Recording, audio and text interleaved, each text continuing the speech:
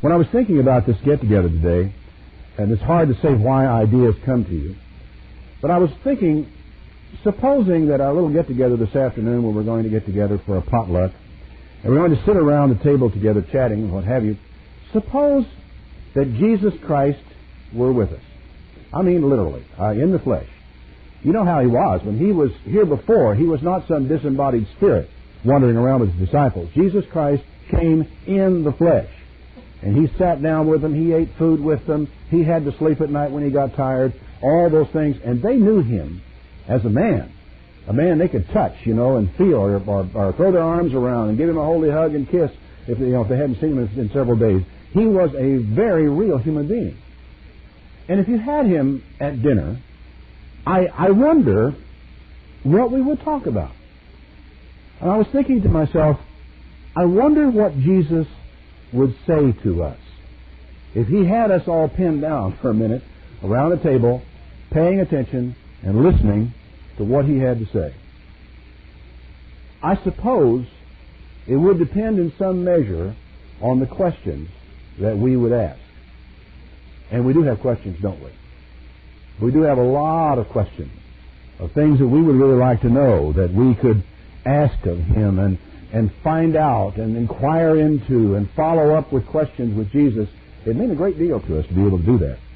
And I thought about this and I thought, I think that we ought to put together a list of questions of things that we want to know.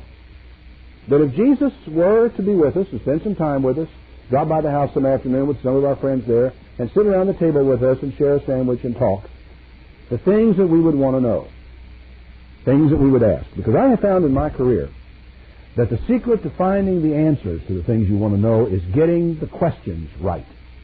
If you can just get your questions in focus, if you can just define in some real degree what you want to know, a lot of times the answer's not very far behind at all. Now I know that we have questions. I know because we talk about them all the time. One of the reasons, of course, I know, maybe more than some people might, is I stay on the Internet a great deal, and we have a forum on the Internet called CEM and Friends. We provide as a place for friends of Christian educational ministry to get together and talk about whatever they want to talk about. Ours is a no-holds-barred forum. You can talk about any, well, I won't say that. You can talk about any topic you want to talk about as long as you remain civil. We do not tolerate incivility. You start getting snotty with one another, and your messages will disappear, and you'll get a private message from me saying, don't do that anymore. Because there is just no need for it. There's just no call for it. As long as we are civil with one another and respect one another, there's no reason why we couldn't talk about anything that's on our mind that troubles us or that we want to know. Like I say, I know there are questions because I see them there all the time. Okay. So what would you put on your list of questions of the things that if you had the chance to ask Jesus, and I'm serious about that, I think every one of you ought to start making your own list. Because as you read the Bible, you're going to be surprised, if you have the questions focused, how readily and how quickly you encounter your answers. So, what are the things that we might want to put on a list like this? Well, one question I know that many people would ask, and I don't know exactly how they would formulate it, and it would be a bigger question with us right now than it might have been 20 or 30 years ago. We would want to say, Master, what about all these other churches? And we would have in mind, the other Sabbatarian churches, for example. We're Sabbath keepers. We might be talking about Seventh-day Adventists. Or if we're a member of the United Church of God, we might be talking about Global. Or if we're a member of Global, we might be talking about Philadelphia. And we might talk to God and say, well, now what about all these other churches, And then now let's go a little further than that. What about the Baptists and the Presbyterians and the Methodists and people of that nature? What about, Lord, all these other churches out here?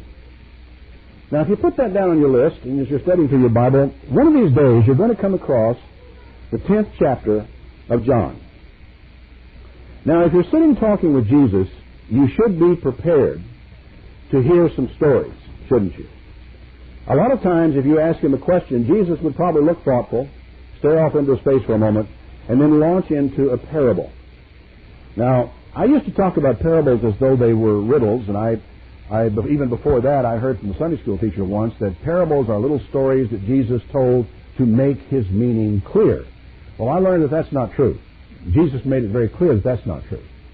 And I said for a while they were like a riddle for us to solve, but I've come to see more clearly they're not riddles, they're not illustrations, they are allegories. And the allegory is a literary form. It's a very old literary form. I don't know that it was called an allegory in the time of Jesus, but it certainly was in time subsequent to that. And if you've never read books like Pilgrim's Progress by John Bunyan or Pilgrim's Regress by C.S. Lewis, you've missed a great experience in life. But they're interesting books, and it's an art form, the allegory is, for conveying ideas to people and reaching into the nooks and crannies of your minds in ways that that'll be unfamiliar to you, but very useful to you as you learn what they're like. Well, Jesus will oftentimes pop an allegory on the table for his disciples to listen to, and John 10 begins with one of these. He said here, "Verily I say unto you, he that enters not in by the door to the sheepfold, but climbs up some other way, the thief is a robber. He that enters in by the door is the shepherd of the sheep. To him the porter opens, and the sheep hear his voice, and he calls his own sheep by name." Now that's really interesting, because we're not obviously talking here about a man with 1,000 sheep he's trying to keep track of. It's a man with a relatively small herd. And he actually has that affectionate habit of hanging names on all these sheep, which is really kind of useful in a way, because it helps you to know that this particular one has this characteristic and this one has that characteristic, and you know how to deal with them, how to handle them, how to pick them up, how not to pick them up, and so forth. So he calls his own sheep by name and he leads them out, and when he puts forth his own sheep, he goes before them, and the sheep follow him, for they know his voice. Now, it's my reading of this, as I read this and what follows in his explanation, that the key element in this whole allegory is this last expression. They follow him because they recognize his voice. He says this parable spoke Jesus unto them, but they didn't understand the things that he was saying to them, which was not uncommon at all. Allegories are oftentimes awkward to understand. And if you try Pilgrim's Regress by C.S. Lewis, you'll spend a lot of time trying to figure out exactly what it is that Lewis is trying to say to you in there. But Jesus, realizing that, said this, "Verily I say unto you, I am the door of the sheep. Everybody that came before me, all those people were thieves and robbers, but the sheep wouldn't listen to them. I am the door. By me, if any man enter in, he shall be saved, and shall go in and out and find pasture. The thief comes not but for to steal, and to kill, and to destroy. I am come that they might have life, and that they might have it more abundantly." The motivation of the shepherd. But right along with that, the recognition of the shepherd is a key element in what Jesus is talking about here. I am the good shepherd. The good shepherd gives his life for the sheep. But he that is a hireling, a hired hand, and not the shepherd, whose own the sheep are not, he sees the wolf coming, he leaves the sheep and flees, and the wolf catches them and scatters the sheep. Now I've got to stop and tell you this right here. That everybody else who works in the flocks and among the flock of Jesus Christ, except Jesus himself, are really hirelings. It doesn't matter whether they're getting a salary. It doesn't matter, if they're getting money or not getting money, or getting expenses or not getting money. There is only one good shepherd of the sheep, and that's Jesus. And if you look up here at me and you think, well, now he's a pastor, he's a shepherd, he's a guy who will lead the flock in and out. Well, okay. And I do try to be faithful to Jesus Christ. I do try to be faithful to his flock.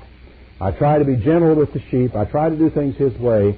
But I will tell you this, regardless of my best efforts, they're not enough. My best efforts are not all there is. My best efforts could conceivably lead someone down the wrong path. And so consequently, I don't go into my ministry feeling that I am a shepherd of the sheep. I'm not. If I can be a good sheepdog, I might be make a fairly good contribution to the work that Jesus Christ is doing. But I'm not the shepherd. He is. Everybody else is in this category of a hireling who might very well flee because he is a hireling. And the sheep don't belong to him. And I would say that here's a flock of people that, looking at you out here right now, you don't belong to me. You're not mine. Not my sheep. If we had a little church together out here and I was regularly week in, week out your pastor, I would still have to say to you, you're not mine. You don't belong to me. You're not my sheep. And you can depend on me up to a certain level.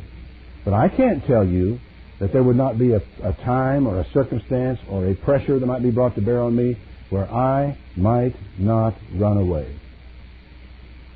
Mark did. Peter denied Christ 3 times. I mean, why should I think that I am a better man than Peter or Mark? Why should I think I'm a better man than Paul, who himself said, I have to watch myself, lest after having preached to others, I myself should be a castaway. I mean, I could even turn sour myself, Paul says. And he's very categorical. He doesn't want people to place their trust in him.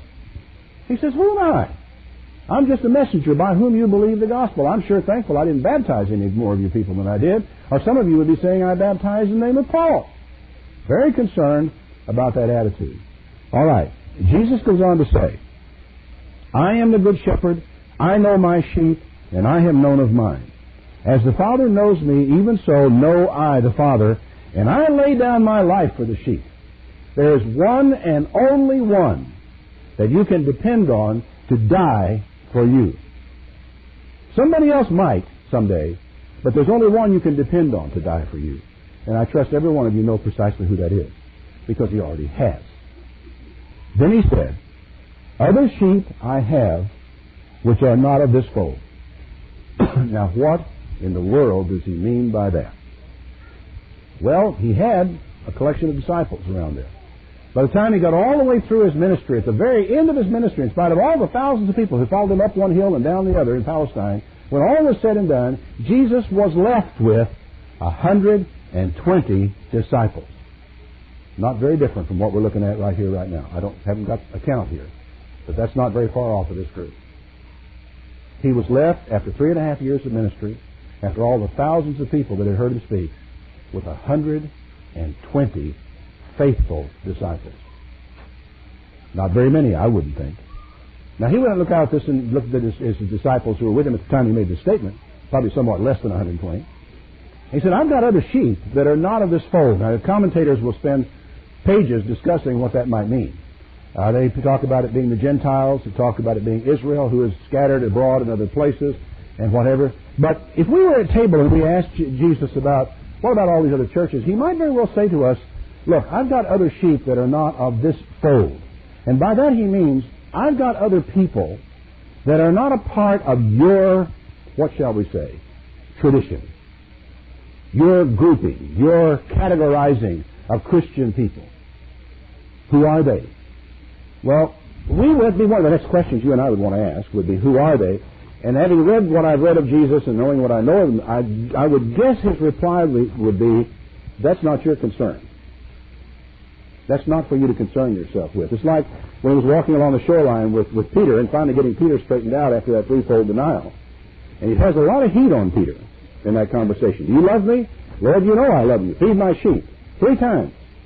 And Peter gets a little bit uncomfortable after a while. He looks around and John's behind him and he says, well, Lord, what about him? And he says, if I will that he tarry till I come, what is that to you? You follow me. In other words, be careful to keep a distinction between what is your business and what's not your business.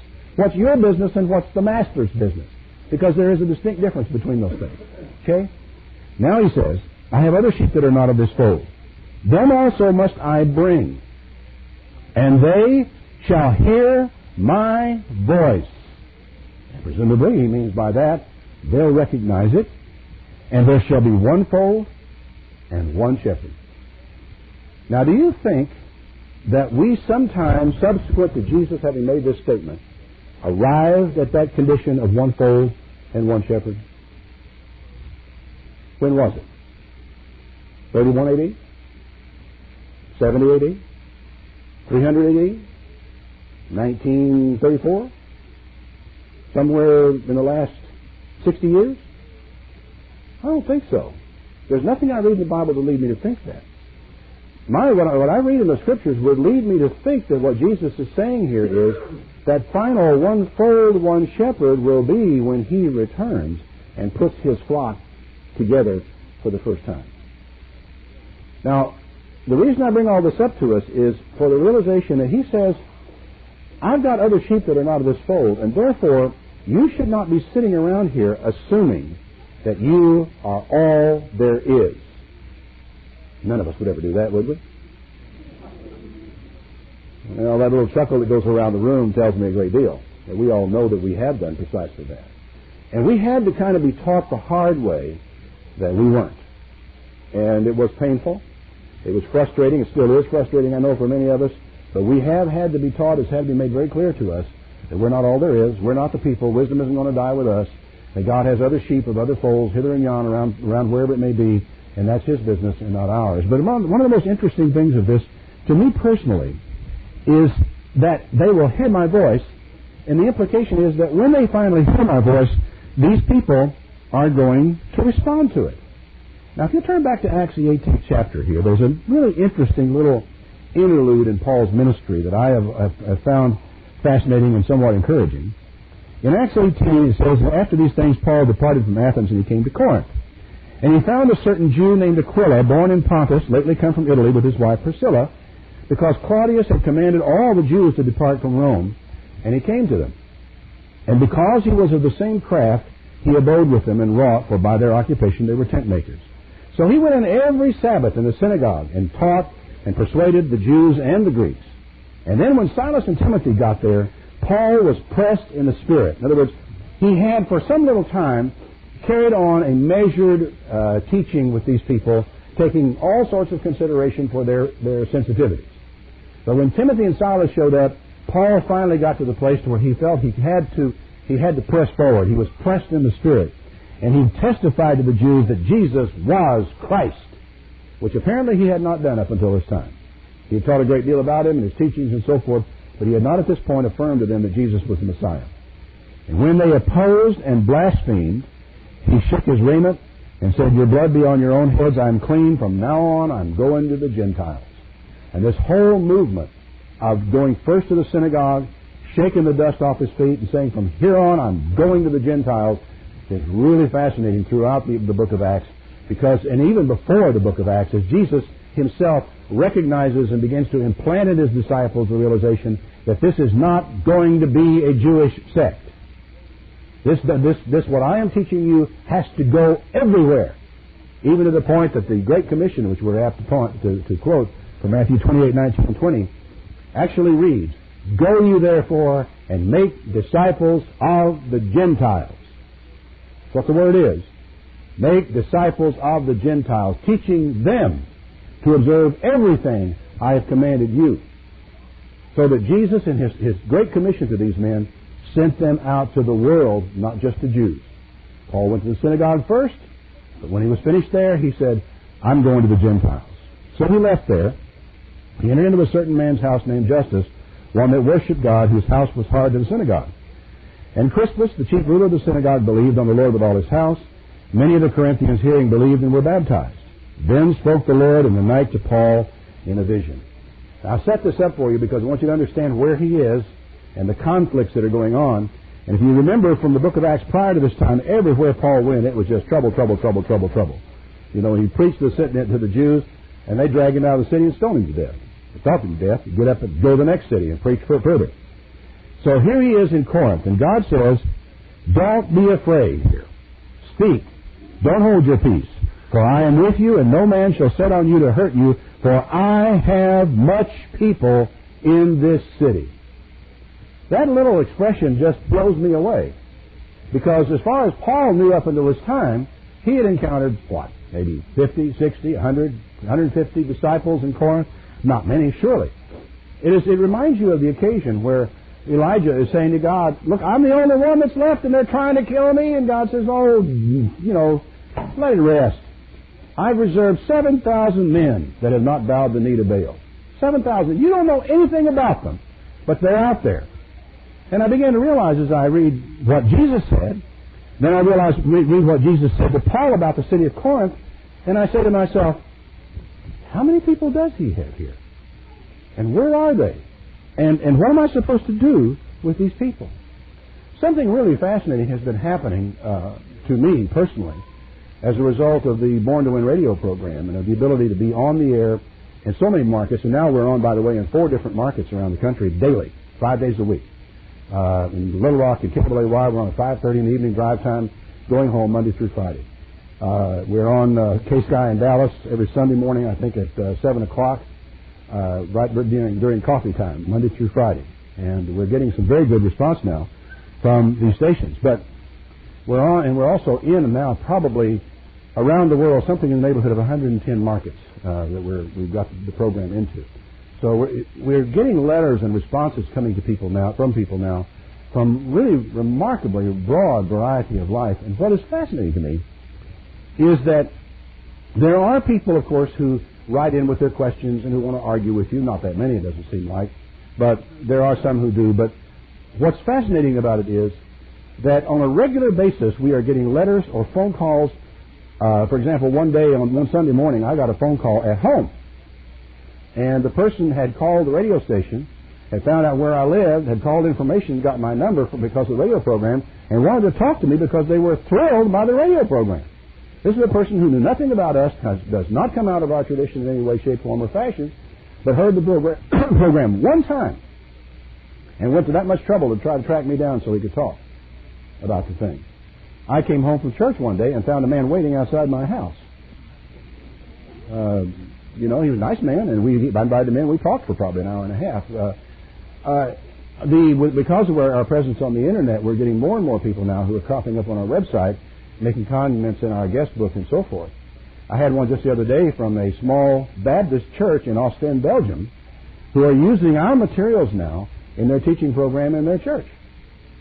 I had another one just the day before, just yesterday, I guess it was, before I left, from an elderly gentleman. He says, and he signed off, an 80-year-old Baptist, and he was very much impressed with the program. I mean, the common thing to these people's remarks as I hear from them is that, well, first of all, let me tell you that the program has, up until this time, been very dominant in the gospel accounts.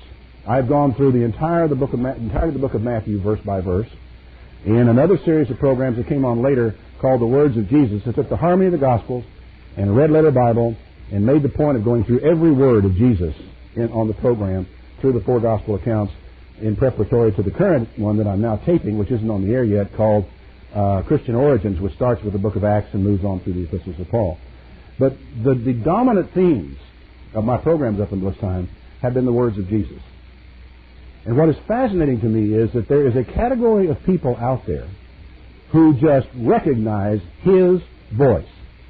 It's not my voice, because all I'm doing in most cases, I'm reading out of the Bible and talking about it, just in a chatty way on the radio program. And they're coming through, and it's almost like the first program they have recognized the voice, not mine, but that of God. And they latch onto it. It is not as though they feel like they have suddenly got to leave their church or their environment or their life or anything and come and follow me, because I'm no one for them to follow. All I am is just a guy reading the Bible on the air and talking about it. But what is striking to me is there are a lot of people who are attending various and sundry churches all over the place out there who recognize the voice of Jesus when it comes to them. They are serious about the Bible. They are serious about the Jesus of the Bible. They are serious about the teachings that they read there. They have been troubled sometimes for many years by things that weren't making any sense to them. And all of a sudden, somebody reads the Bible to them and takes it basically for what it says with a simple explanation, and it just clicks. I think a lot of you people are probably familiar with that phenomenon, that click that takes place whenever something locks in and you understand it and you didn't understand it before. It's an incredible privilege for someone like me, country boy from the hills of Arkansas, to be able to be on the air preaching the Bible and taking the Bible out to people. And I take a lot of comfort in the thing. I haven't spent a lot of time trying to tell people what a minister of Jesus Christ I am, because that's not important. There's this fascinating little section in Jeremiah 23 where he's talking about false prophets. And he sort of puts his finger, God does, on a set of people. He says, I didn't send these people, but they ran anyway. The expression for a prophet is he runs. He says, I didn't send these people, but they ran. He says, and if they had caused my people to hear my word, then those men that I didn't even send, will turn them from the evil of their ways and the wickedness of their doing. So I take a lot of comfort in that. I think to myself, well, God hasn't spoken to me in a dream. Nothing's come down from heaven. I do have a feeling that He's given me a gift. At least some people think that He has. But that's not what's important. What's important to me is that He said that if I make people hear His Word, then even I can turn people from their wicked ways and turn people to God. And that's a comfort to me. So I feel validated in that sense in what I'm doing. And God has promised that He will not allow His Word to return to Him void. So I think as long as I stick down the line on that, I'll be in pretty good shape. Our problem, when we look at this thing about, we are supposed to go out there, we basically know we're supposed to go and do a work for Christ, and we don't know where to go. But our solution is, go everywhere. Then, if you don't know where to go, you go everywhere. And I think we are the one generation in the history of man that really can. We have the capacity to go everywhere. I'm astonished now at the places in which people are able to listen to my radio program. I mean, it's no longer a question of shortwave radio, although I had a letter from Nigeria just a day or so ago from a fine gentleman who, for the first time in his life, kept the Feast of Tabernacles last year. He heard our program on the Nashville shortwave, across the pole to Nigeria. And in the process of writing to us, he got our Sabbath School YEA material last year. And he and his wife and his 10 children used this Sabbath School material that we sent to them, and they kept the Feast of Tabernacles at his house for the first time in his life. And, it just makes you get you gooseflesh all over to realize how much you can get out there. And shortwave is no longer the powerful medium. The Internet is the powerful medium. The Internet goes everywhere. And it is astonishing to me where stuff is beginning to come from on the Internet. For the first time, we had not been doing that much of it, but recently on the programs we're now taping, we are oftentimes taking the first commercial break in the program and taking the full 30 seconds to explain about our email address, our website, get in touch with us, and putting them in there. And now people are starting to crop up more and more, brand new people on the website that we haven't talked to before. It's funny that the way things work, but I think I may have told some of you, I'll tell the rest of you now that I haven't. The approach that I take with the radio program is that most of the people who hear the program, I will never, ever hear from. And I can't depend on them to write to me and then me send them a piece of literature that explains the gospel. If I'm ever going to explain the gospel, if I'm ever going to explain the Sabbath, if I'm ever going to explain who Israel is, if I'm ever going to be able to expound these prophecies, if I'm ever going to be able to tell them about the holy days, I got to do it on the air while they're listening. And that's the approach that I'm taking with the radio program. So, our best guess is we have an audience now, something in excess of 70,000 to 80,000 people every week listen to the radio program. And those people, just a couple of weeks ago, I did a full 30-minute program based on 1 Corinthians 5 about the days of unleavened bread and the Christian Passover. Nothing else. That was what the whole program was all about. That. And basically, I'm talking to people about changing their lives. When I did one not long ago, quite some time ago now, I guess, time passes when you're having fun, I did a program about the Sabbath. And rather than try to hit people between the eyes immediately with leave your church, I said, I know you go to church on Sunday morning, but I said, that doesn't keep you from keeping the Sabbath day. The Sabbath day is the seventh day. It's a day of rest. You and your family should take the day off and spend that time together and not be chasing around and be so busy that you don't have time for one another. I figure if I can get them started keeping the Sabbath day, even though they're still going to church on Sunday morning, I will have made a huge inroad into that person's life. Will eventually bear fruit before God. I may never know about it, and that's okay with me, because that's not our job, is to necessarily in the end know about it. Our job is to send these people down the road. One of the things that worries me as much as anything else these days is when people do right and want baptism, when they do right and they want to talk to somebody, is having someone who's got his head screwed on to talk to them. Someone who can bring them into a fellowship where people are finished fighting with one another and they got all that stuff behind them and they are ready now to take care of new people who are coming along, who are ready to be nurtured in the way of the Lord. And that's the tough part for us, is to know who we can send new people to when they come. Not many are asking yet, but they will. It just takes time. It takes a year. It takes 2 years. It takes 3 years sometimes for people to ever realize, I'm not happy where I am. This is not working. I need to be with someone who's thinking like I am, and the people I'm going to church with aren't. And I've tried to explain it to them, and I'm not getting anywhere. It's a familiar feeling I think many of us may have had from years gone by. But it does, for some of these people, take time. Now, suppose we had another question. I know one we'd ask. Master, how long do we have? You know, is this the last generation?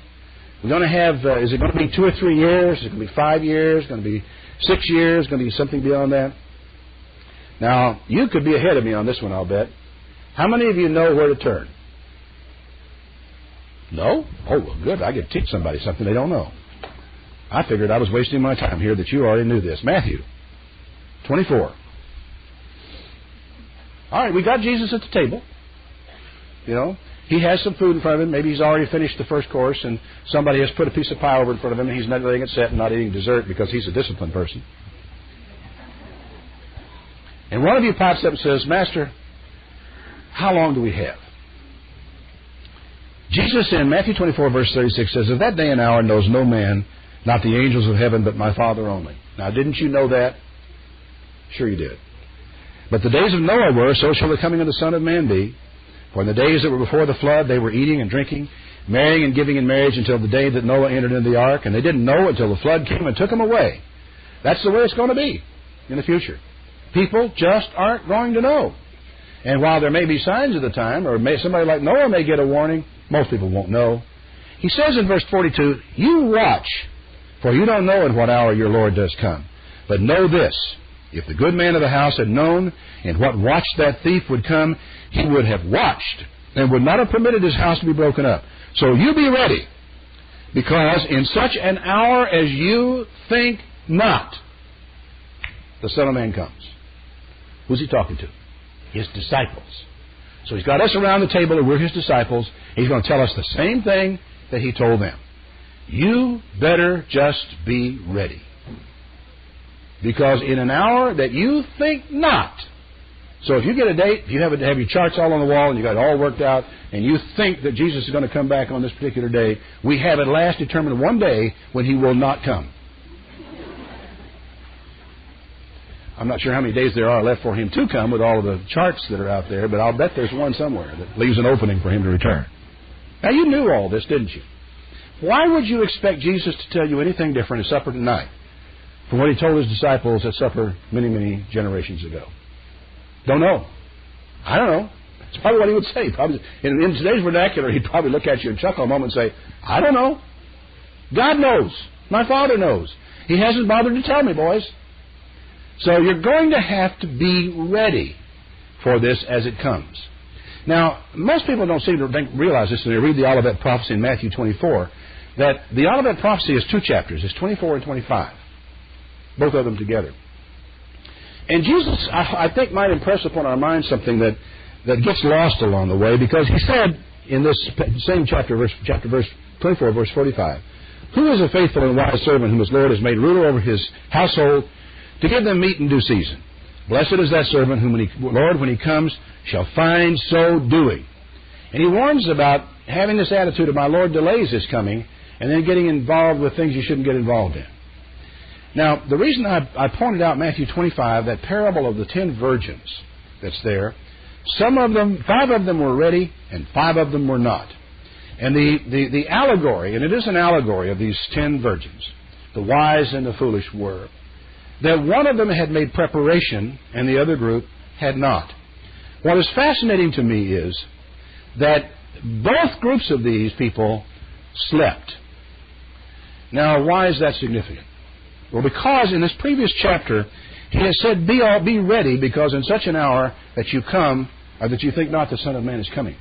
What he's saying to you is, you have got to make preparations for the return of Christ that you can maintain over a long period of time. This isn't something that you can put together in a week. It isn't something that you can stir yourself up to the fight and you can go top speed for 1 week and then Christ will come and it'll be all over. You can't know that. It's like running in a race. If you're going to run a 100-yard race, you run it at a certain pace. If you're running a marathon, you don't start off that way, do you? You just don't start off that way. You've got to pace yourself for a much longer race.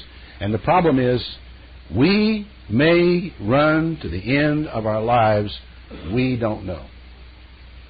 I think in this parable of the virgins is a hidden message in this sense. It is okay for you to get a good night's sleep every night. It's okay for you to take a vacation from time to time, because everybody needs that type of cycling in his life. What you need is a spiritual preparation, a level of spiritual zeal and drive for God, His work, and what there is to be done, that you can sustain over the long haul. And that's not the same as burning yourself out in a year or two or three. You've got to be able to sustain this level of spiritual preparedness over the long haul. Notice I emphasize spiritual now twice.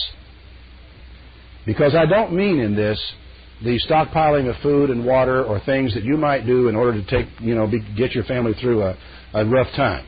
It's possible that some kind of terrorist action could leave you people here in Phoenix without water for a period of time. It would be good if you made sensible preparation for being able to have something to drink and wash your hands with over some little period of time until that damage could be repaired. This is all physical stuff. It may well be that people in the northeastern part of the country would have been very well advised to have in firewood, to have in food, to have in candles, because how long were they without power up there in eastern Canada, New York? Was it a month?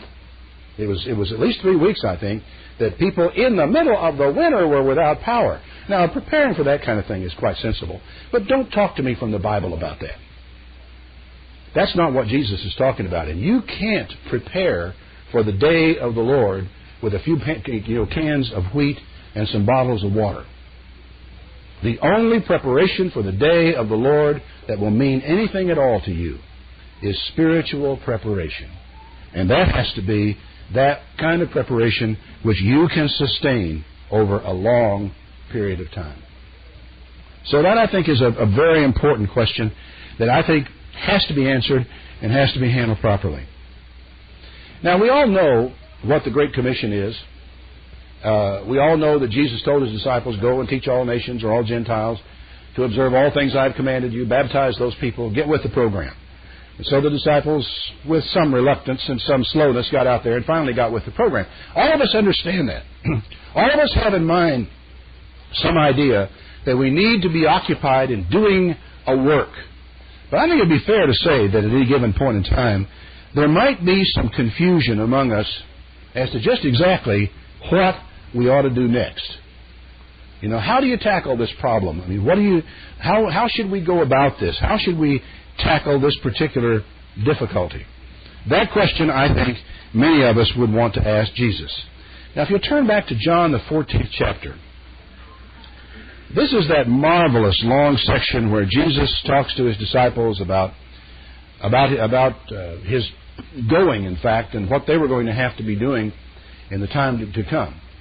That He was only going to be with them when He made this particular long speech for a very short period of time.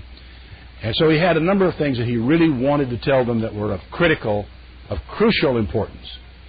And they had their questions, which didn't exactly match His standards of what was important. And He wanted to impress this upon them. Jesus said, and mind you, I'm asking the question having to do with how you and I would have wanted to inquire of Him, "Lord, how shall we proceed from here?" In chapter 14, verse 12, He said, "Verily I say unto you, he that believes on me, the works that I do shall he do also. And greater works than these shall he do, because I go to my Father."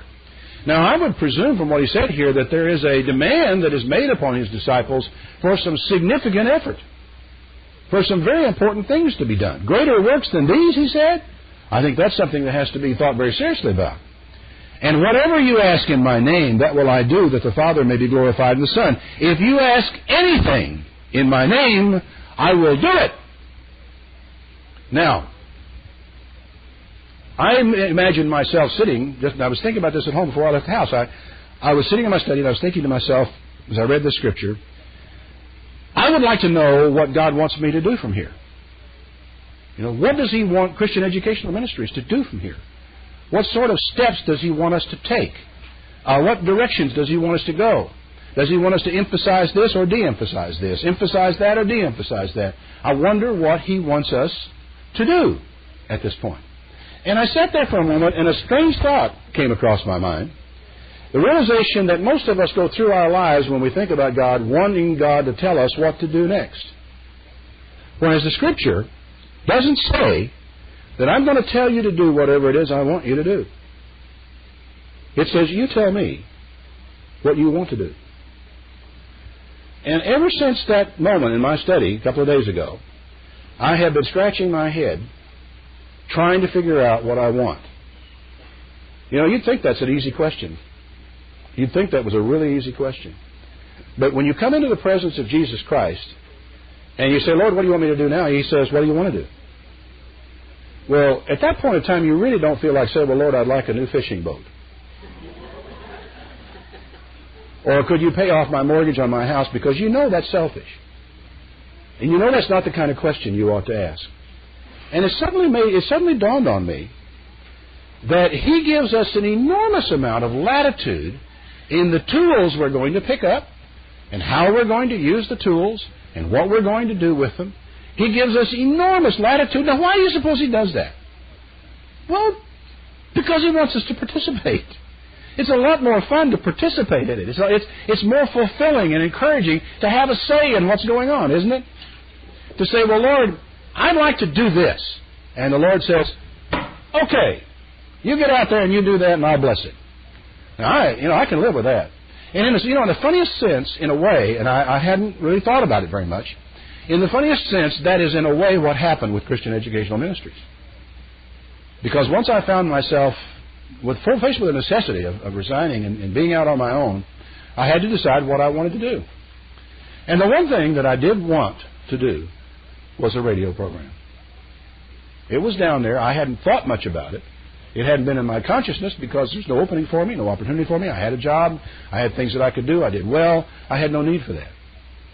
But when all that was swept away, and I was free to go to God and say, here, Lord, here's what I would like to do. And I sort of did that, and He said, fine. And it seemed to me that every step of the way, it has been easy. Doors have been opened, if I may use that expression. Blessings have followed on the heels of it. And I don't think that God decided I was going to do radio necessarily. I think He let me decide that. And that is tremendously encouraging to me. And the message I think I bring back to every one of you is, what do you want to do? What do you want? You have your marvelous organization called Building Bridges. What do you want to do with it? Where do you want it to go? How significant do you want it to be? And it's in taking those things in prayer to God, asking for guidance, asking for direction, accepting that direction. You sort of, and this has worked this way for Christian Educational Ministries. We've tried a few little things here that didn't seem to want to go anywhere. We dropped them like a hot rock. The things that we have tried that have worked, we push. We press. We go ahead. And we ask God's blessing. And the radio program has worked. Our Feast of Tabernacles has worked. Our YEA books are working. The problem we're having with them, when you're not giving up, is we are meeting resistance. We are having a lack of acceptance on our youth educational books with organizational Christianity, in the sense that they don't fit the pattern of this or that church, therefore they are not accepted yet by the church. But we are finding that they are being accepted in some strange places. For example, this gentleman in Africa really wants a whole new set of books for next year's Feast of Tabernacles, and he told us he was going to have, and he gave us the age groups of the different children, the number of children, and I think they're going to have over 100 children keeping the Feast of Tabernacles down there in Nigeria this year. Wasn't it over 100, something like that? 125 altogether. Now, Africa's a bottomless pit, You can send stuff down there and until the cows come home, but I can't say no to this man. I just can't say no to him. So, we're going to try to find a way to reply to and support his needs as best we can in Africa. And this is what I'm saying, is that you look for, you pray, you tell God what you want to do, and you ask Him for His guidance in it, and trust that He will give it, and I will promise you, He will. As long as you're honoring Him in what you're doing, and He is the focus of your efforts, and what you're trying to accomplish is for Him, He'll bless it. And He may need to fine-tune some of your bad ideas, And that works really well. He does that, by the way, very gently, in my experience. We haven't even been embarrassed by some of our bad ideas. We've been able to just kind of sort of quietly drop them and not mention them again. And that's worked very well. But the good ideas have moved. And so I would say to all of us that we need to pray and tell God what we want to do for Him. And keep praying until He either opens the door or changes your mind or clarifies the question or takes you forward in it, because He will. But you've got to ask the questions, and you've got to find out where it is you want to go. Now, there is this troubling question, keeps hanging around the edges for us. Lord, what about, how did we get into this miserable, scattered condition that we find ourselves in? And what are we going to do about this? Well, actually, His answer is also in this same section, and I think a lot of us are beginning to figure it out on our own, but it stares at us off the page in chapter 15. He says, I am the true vine, and my Father is the husbandman. Every branch in me that bears not fruit He takes away.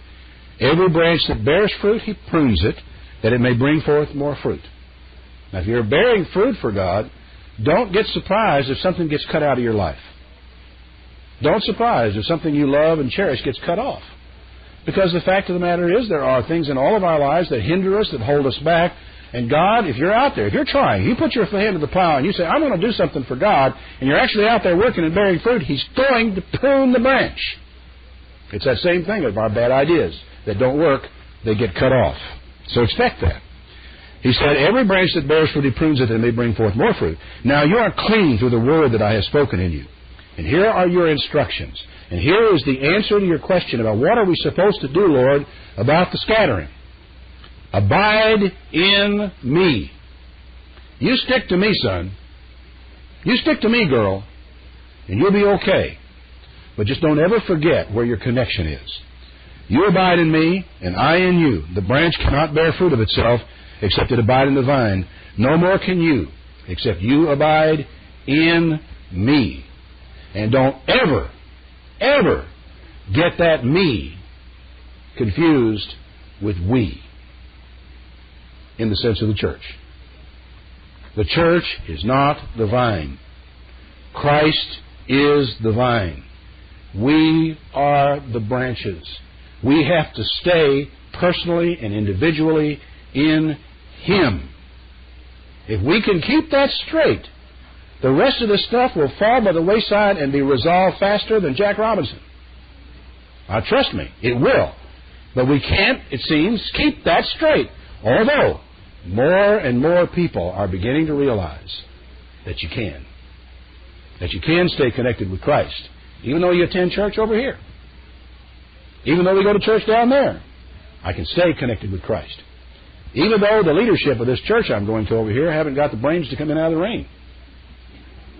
I can stay connected to Christ. Even though I'm there. You know, I don't recommend that people leave their churches.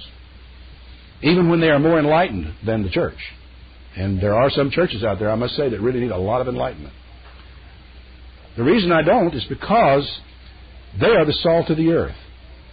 They are the candle. And that may be the one candle, they may be the one candle that God has placed in that church. And when they're gone, great is the darkness thereof. When the time comes for a person to vacate a church or get himself clear of a church, God will let you know. You will see it. It's clear.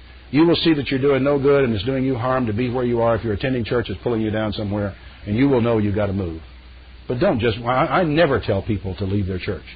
I don't even tell them to get out of the Baptist church, because they may be a light in that church. There are two families that I know of, and the first time I heard about it, my jaw dropped open, and I just stared in space for a while I figured out what's going on. Both cases, these are Sabbath-keeping, holiday-keeping, long-time, Church of God, dedicated members, teenagers in both families, which is a factor in their decision. But these are people who are really loyal to God. You talk about your basic doctrines, clean and unclean meats, they're as solid as anybody you'll ever find. Keep Feast of Tabernacles, holy days, and all that. They observe the Sabbath day, and they go to church on Sunday morning at a local Christian church. In one case, the gentleman has been asked to be a deacon in that Christian church, and those churches know all about their strange beliefs and love them to death. I don't understand what's going on there. I really don't. But in both cases, there is no Church of God anywhere near those families. And they got teens, and they would rather have their teens involved in the church activities with Christian kids than off down at the mall somewhere, doing things they ought not to be doing. And so that's what they do. Now, I know that will sound strange and fall very strangely on your ears. And make no mistake about it, I don't think the Baptist Church is the true Church of God, or I'd be one. But what I think about this is that we've got to realize that our ideas and our thoughts are not God's thoughts. Not at all. And that sometimes we may stay in a church that we feel has got serious flaws and bad mistakes and doing things they ought not to do because we are still doing some good there.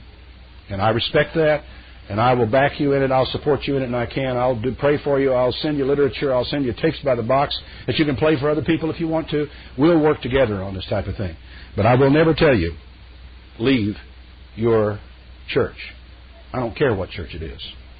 I don't have one. So, I have a church. I attend church, by the way. I attend the Tyler Church of God. Small congregation, around 40, 45 people who are, basically a community-based church, not a part of any church organization anywhere at all. And those people are gracious enough to allow CEM to use their pulpit as the basis of our tape program. And that's how you all get tapes from us, is because we preach week in and week out to that long-suffering bunch of people in the Tyler Church of God. I am merely one of their elders. They have a pastor. His name is John Reedy, who is also an elder.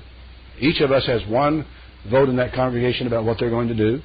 And we have every right to persuade, cajole, plead with, and beg, just like every other member of the congregation does. We are making a lot of mistakes. We're having a lot of fun. And we're learning more than we've ever learned in our lifetime about how to work together, solve problems, and get things done. And I enjoy being with that little congregation so much because it allows me the complete freedom to serve God's church anywhere, God's people anywhere and everywhere I find them without having to worry about who's who or where they go to church, or without having to compete with anybody's church in that regard. I am the vine, you are the branches. He that abides in me and I in him, the same brings forth much fruit. For without me you can do nothing.